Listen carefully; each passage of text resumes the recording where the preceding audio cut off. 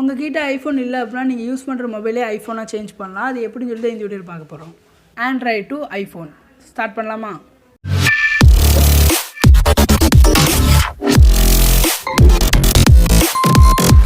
நம்மக்கிட்ட இருக்க ஆண்ட்ராய்டு மொபைலை ஐஃபோனை கஸ்டமைஸ் பண்ணுறதுக்கு நமக்கு ஒரு ஆப் தேவை. iPhone 13 லான்ச்சர் அப்படிங்கிற இந்த ஆப் உங்கள் மொபைல் இன்ஸ்டால் பண்ணிக்கோங்க. இன்ஸ்டால் பண்ணால் ஒரு குட்டி செட்டப் பண்ணுற மாதிரி இருக்கும்.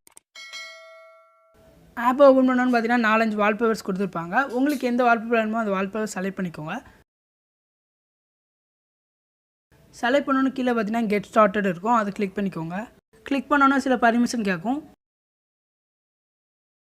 அடுத்து பார்த்தீங்கன்னா தீம் செலக்ட் பண்ண சொல்லும். நீங்கள் ஆண்ட்ராய்டு தீம்ஸ் வேணுமா இல்லாட்டி ஐஃபோன் தீம்ஸ் வேணுமா கேட்கும்.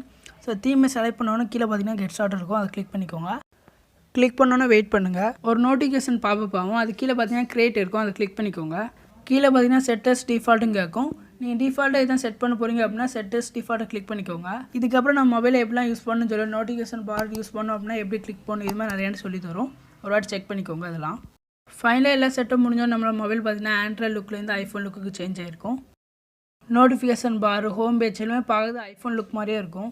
மறுபடியும் நம்மளோட மொபைலை நார்மலாக சேஞ்ச் பண்ணோம் அப்படின்னா இந்த ஆப்பை அன்இன்ஸ்டால் பண்ணோம் அப்படின்னா நார்மலாகிடும்.